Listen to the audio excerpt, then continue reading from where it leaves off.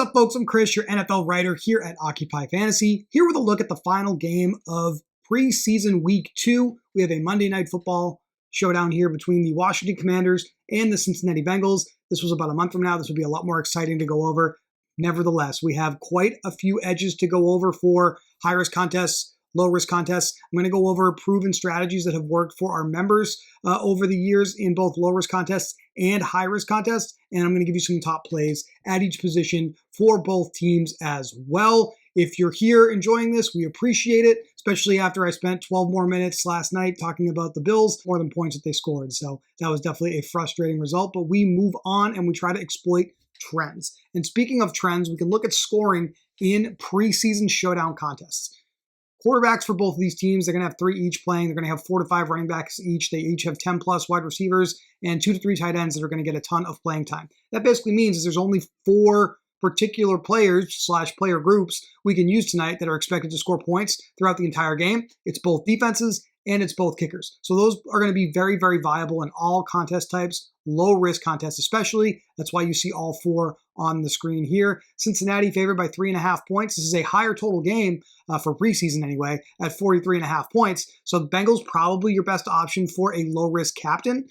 Commanders definitely viable there as well. And if you're playing one of these kickers in low risk, probably would lean towards McPherson just because of where the odds currently lie in this game.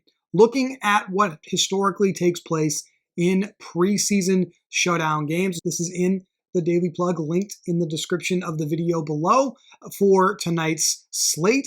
Looking at similar results to the Hall of Fame game from a couple of weeks ago. Defenses score 5+ DraftKings points over 50% of the time, and 10+ DraftKings points over 35% of the time. So it's a massive number in a format like this where we don't have guaranteed points in bunches to go around, right? Where we know the defenses are definitely going to at least hopefully give us a little bit of a floor of production there. 5 to 10 points could definitely be enough to be in the optimal lineup, and in some cases be the optimal captain, which is why we tend to do that in low-risk contests.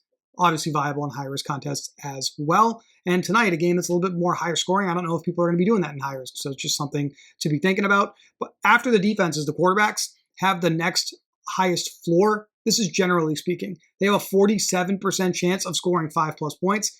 However, in that sample, we have a lot of preseason games where teams are playing just 2 quarterbacks, where guys get like a half each. Both teams are playing 3 quarterbacks tonight. The quarterbacks that are going to have the most playing time on this slate, we think, are going to be Jake Browning, the second quarterback in the depth chart for the Cincinnati Bengals.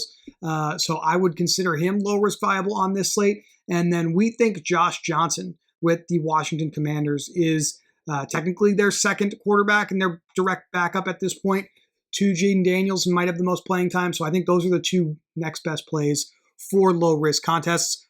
Finally, after that, running backs are the next best plays for low-risk contests just because we know they'll get a few touches schemed up out of the backfield and they won't take a 0. Wide receivers obviously have higher ceilings, but they can just as easily score 0 points far more often than the running backs do. Running backs that are going to play the most tonight that I think people should be interested in, Taj Brooks with Cincinnati played the most last week, so I think this is where the field is going to be. And then on the Washington side, I actually think Chris Rodriguez has the highest playing time floor, played the most snaps for Washington last week. So I think you could mix him into your low risk lineups as well. This is the part of the video where everybody starts screaming at the screen that I'm talking about Rodriguez and not Ja'Cory Krosky-Merritt. So I'll get to that in a minute when we go over the high risk stuff. But I do think Chris Rodriguez, based off our notes, based off our research, is the better low risk play at running back for the Commanders. But let's talk about the meat and potatoes of the slate. The reason everybody is here, the high risk contests, how to attack the high-risk contests, what the best plays are for these high-risk contests tonight,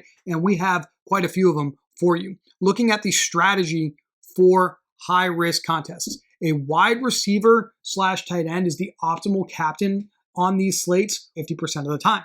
The problem is figuring out who that's going to be when you have like 20 players eligible to consider like we do tonight. So it's harder to land on the correct play, but when you do, really separates you out from the field, especially if they haul in a few passes and a touchdown or just one really long touchdown pass and really nobody else even comes close to sniffing like 15 plus fantasy points. That one player is the right one to roster. That's what we think is the correct way to approach high-risk contests in a fairly unique way here on DraftKings, and on FanDuel has a similar format now as well for single-game contests.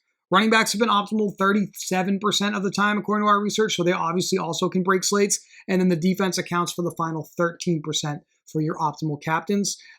Typically not the quarterback, right? That's kind of interesting. But that's because the playing time is typically very spread out. And in preseason, when a quarterback's only giving you like a quarter, maybe 2 quarters, it's a hell of a lot easier for the wide receiver to outscore him on just 1 or 2 big plays. So that's just something to be aware of as you are building lineups for this slate. I want to go through my notes for both teams because obviously this is basically where the attention of everybody is tonight, and we'll just go position by position. I'll show you a little bit of what we have in the daily plug here for notes. This will be live on the website by about 1 o'clock this afternoon. We have extensive notes here on the Bengals and their usage. We have extensive notes on the Commanders and their usage. So my pause kings, if you just want to pause and read this, that's totally fair. But we're going to have this posted on our website. Quarterback for the Cincinnati Bengals. Zach Taylor told us that Joe Burrow and the starters are going to play for a quarter tonight. Last week, Burrow had 25% of the snaps played. He started the game, played about a quarter. Jake Browning played 43% of the snaps. And then the third quarterback, Desmond Ridder, finished the game 32%. Now, historically, we do have our snaps, targets, and opportunities data that we look at here on OccupyFantasy.com. This is our preseason research model. When we look at what Cincinnati does at quarterback, this is the playing time I just talked about, right? We look at last year in week 1. Browning played the most. Then you had Woodside and Burrow. Pretty similar usage last year in week 1. Burrow a quarter. Browning and Woodside finished the game. Now look what happened in the second week. Logan Woodside played 73% of the snaps. Rocky Lombardi, then the fourth quarterback, played 28% of the snaps. A little different because Joe Burrow was inactive in week 2 last time for the Cincinnati Bengals. But basically the thing that we're anticipating tonight, even though we don't have any hard reporting on this, is that there's a decent chance that, not Woodside because that was last year, that Desmond Ridder can actually flip Jake Browning in playing time. And so even though Browning is right now probably the best low-risk quarterback for the Cincinnati Bengals, understand if we get some reporting that they expect to give Ridder a little bit more run, he actually flips Browning in that scenario. And just in general, because of the trend, we do think Ridder is actually a better high-risk play than Browning at quarterback for Cincinnati. Obviously, a quarter of Joe Burrow and the starters can definitely be worth a whole hell of a lot more than a quarter and a half to 2 quarters of some of these backup players as well. So he's definitely going to be someone people look for in low-risk contests tonight. Similar to the Bengals, the Commanders are going to be playing their starters tonight. We don't have hard reporting on exactly how much playing time, but I think anticipating about a quarter is probably fair. Last year, Daniels did play. He played 23% of the snaps. Their backup quarterback, their second quarterback on the depth chart, Trace McSorley, played 43% of the snaps. And then the third quarterback, Jeff Driscoll, played 34%. Expecting about a quarter for Daniels and the other starters that are available tonight.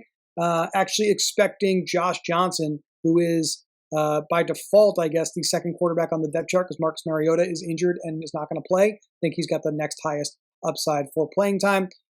Commanders just basically announced right before the game last week against the Patriots that they were going to start Sam Hartman. But if you look at their depth chart, he's still the last quarterback on the depth chart for the Commanders. So that's why we're not anticipating him playing more than Johnson, but obviously viable in high-risk contests as well. That's the quarterback position tonight.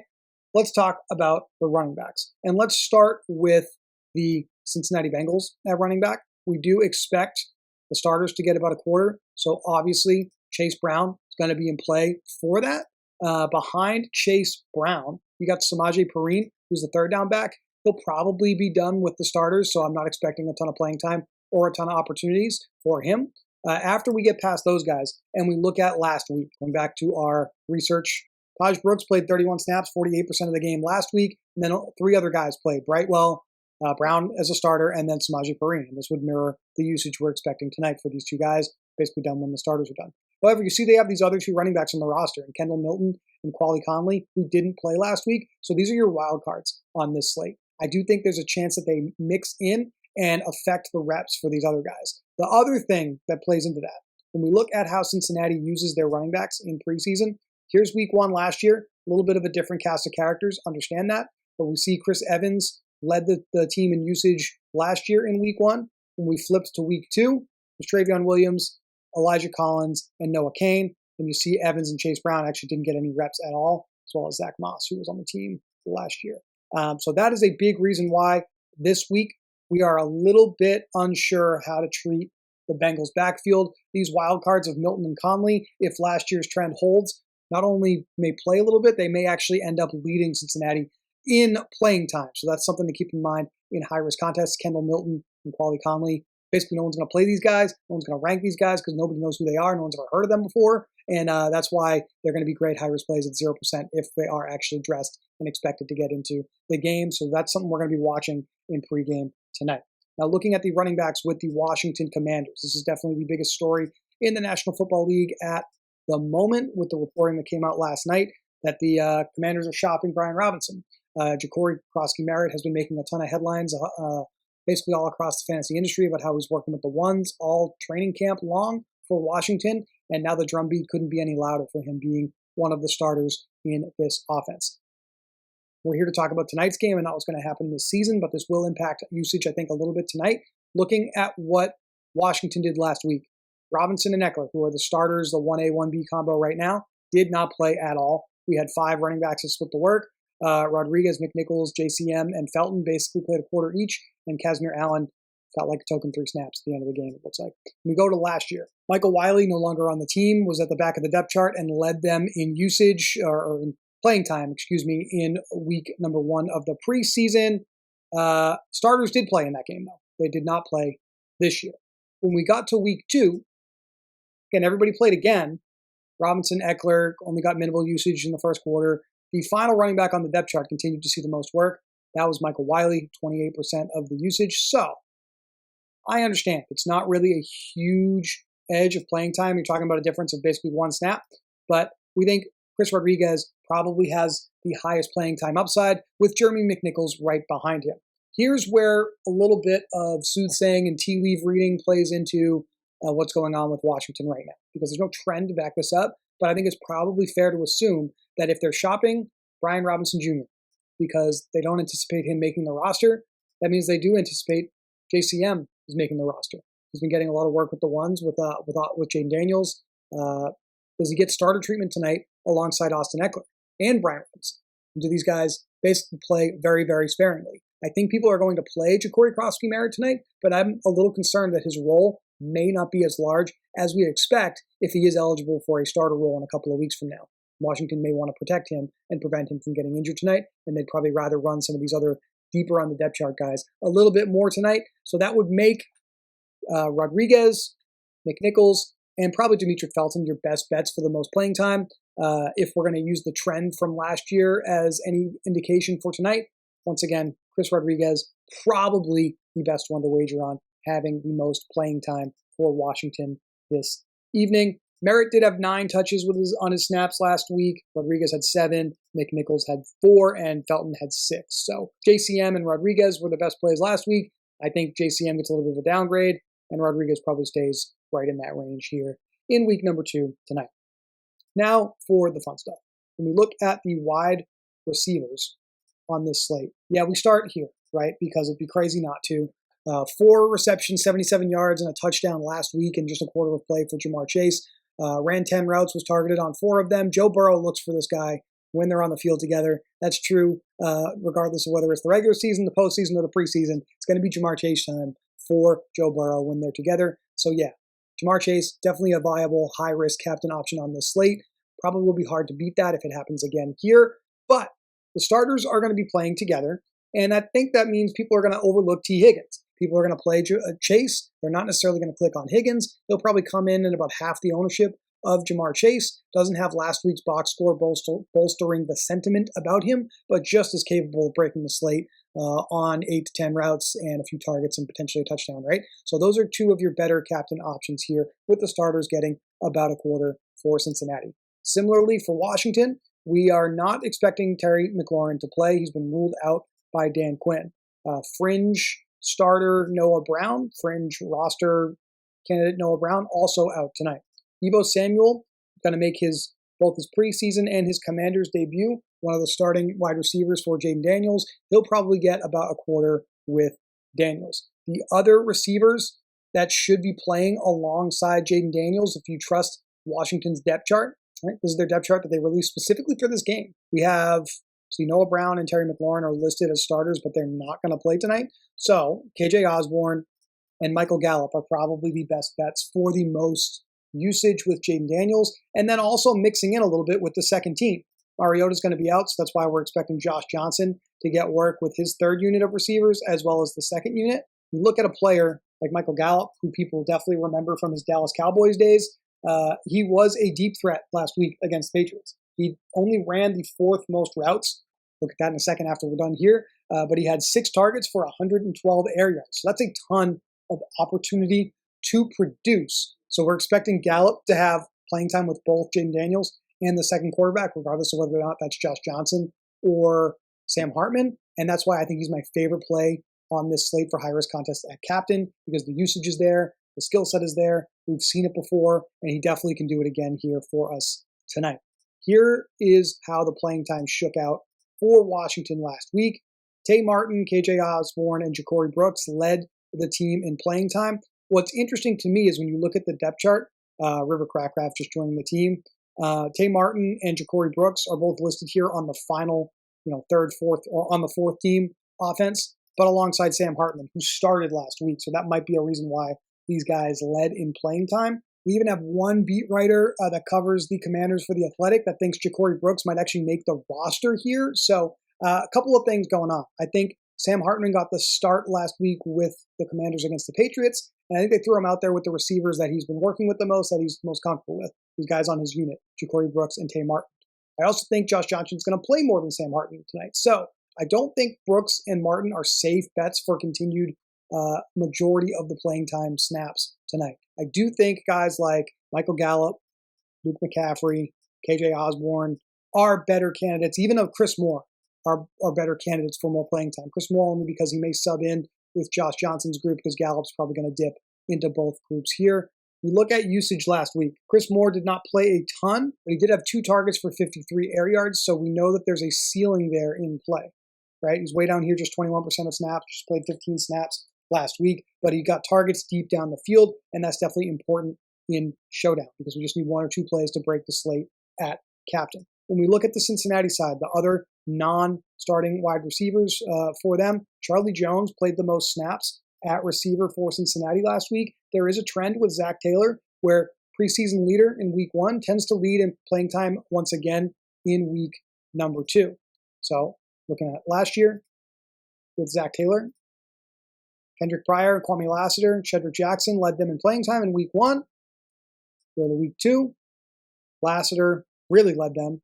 Jackson, Pryor didn't play in that game. Lassiter and Jackson still playing a ton, almost 70% plus of the snaps. Pretty good indicator that the leaders from last week for Cincinnati, Jones, Moore, Tinsley, are probably going to play a lot tonight. Jermaine Burton is out tonight. He is injured. So these are the guys that we're looking to be the best plays on the Cincinnati side. Jones, Moore, and Mitchell Tinsley. Lastly, the tight end group. Most overlooked position in these contests because they're not typically optimal, but we have the rare exception with the best preseason tight end of all time on the slate tonight in Tanner Hudson. So I do think he will catch a decent bit of ownership, 6 receptions, 2 touchdowns last week. He'll be interesting. But we have the debut of Noah Fant with the Bengals coming over from the Seahawks, who released him earlier this month. And he's probably going to make his debut and be an interesting play this evening as well. High-risk contest only on the Washington side. Second-year player, draft pick, Ben Sinnott probably has the most playing time upside tonight for them, but converted wide receiver and tight end Lawrence Cager was targeted on a decent amount of his routes last week. He had 2 targets, but it was like just under 30% of his routes run, so I think he might have a little bit of usage as well. Putting that all together, pick a player that you think is a great captain option. I'm going to say Michael Gallup, right?